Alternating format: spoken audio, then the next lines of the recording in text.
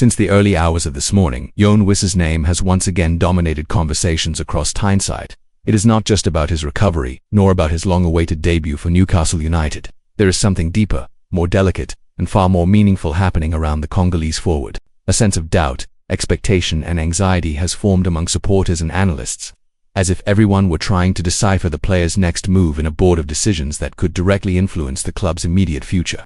And when the subject is Wissa, everything becomes even more intense, especially given the complicated context since his arrival. If you are here because you live every moment of Newcastle's journey, take this quick moment to subscribe to the channel. It is a simple gesture, but one that makes all the difference for us to keep bringing detailed, clear, and insightful content about everything happening behind the scenes at the club. Now, let's get back to the story, because it is more complex than it appears. To understand the current scenario, it is impossible to ignore Wissa's recent journey since landing in Tyneside. Newcastle invested a significant amount, around £55 million, betting on the experience and decisiveness he had shown at Brentford. It was a signing outside the club's usual pattern, which had prioritized young talents. But after the unexpected sale of Alexander Isak to Liverpool, and with Nick Woltemade still adapting to the Premier League's rhythm, the board understood they needed someone ready to deliver immediately. A player who would not require adaptation to produce results. But football is unpredictable, and the tide turned even before Wissa had the chance to wear the black and white shirt on the pitch. The injury suffered while playing for the Democratic Republic of Congo hit Eddie Howe and the fans like a bucket of cold water. It meant 3 months of recovery, 3 months of uncertainty, 3 months watching Newcastle's attack struggle in important matches while the new signing remained absent. Now, just as his debut finally seems close, a new element reignites all the debates. The AFCON, the Africa Cup of Nations, is about to begin, occupying practically the entire month of January, and this means the club may lose the player precisely when he is returning to full fitness. A scenario that leaves the fan base divided, the coaching staff uneasy, and the atmosphere behind the scenes more tense than usual. Before we continue, a quick reminder: if you enjoy this kind of in-depth analysis and want to keep receiving first-hand updates, consider subscribing to the channel. That way you won't miss any developments in this situation, which will certainly generate many discussions in the coming weeks. According to Chronicle Live, the main source for this set of information, journalists specializing in Newcastle have expressed contrasting opinions about what Wissa should do. Lee Ryder, for instance, firmly believes the player should go to AFCON for him. Preventing his participation could create resentment and unnecessary tension.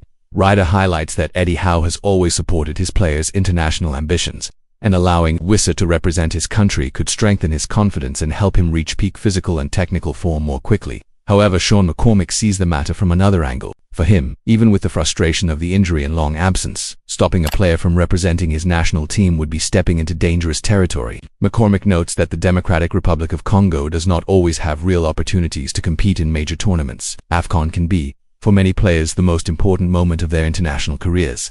Denying that chance would, in his view, go against sporting principles. But then comes the harshest and most direct analysis. Ross Gregory's highlights factors that cannot be ignored. Newcastle made a major effort to sign Wissa, even paying above expectations. Moreover, it was the club that supported the forward during his strike at Brentford to force his departure. According to Gregory, this is precisely the kind of moment in which the player should demonstrate loyalty, not necessarily skipping AFCON, but at least considering how much his absence could harm a team still struggling to find stability in such a demanding league. It is important to say that Newcastle cannot legally prevent Wissa from taking part in the tournament, provided he is physically fit. AFCON's rules are clear and strict on this matter. However, this does not erase the natural frustration of seeing a recently recovered player leaving the club before they can benefit from the months of medical and physical work dedicated to his rehabilitation. Months of preparation and care that may ultimately be used by the Congolese national team before Newcastle can. And if you find this topic fascinating and want to follow how it unfolds over the next few weeks, remember to subscribe to the channel. That way, you will receive every update directly, without missing anything happening at the club.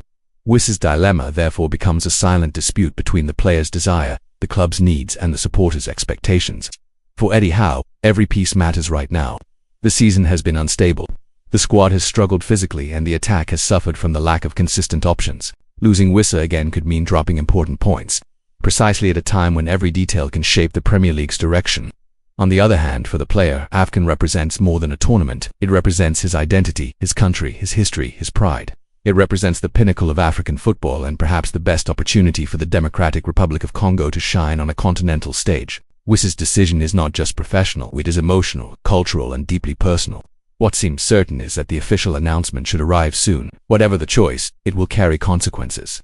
If Wissa goes to AFCON, Newcastle will need to reorganize their attack once again, look for internal alternatives and adjust their strategy to compensate for the absence. If he decides to stay, it will strengthen his bond with the club and earn appreciation from fans eager to see him shine at St. James Park. And while none of this is settled yet, it is important to emphasize we are following every development. And to keep receiving detailed and reliable updates, consider subscribing to the channel. It helps keep this work going and ensures you never miss the club's most important decisions. The truth is that this entire situation reflects something bigger, the fragile balance between personal ambition and professional commitments, between club and national team, between expectation and pressure.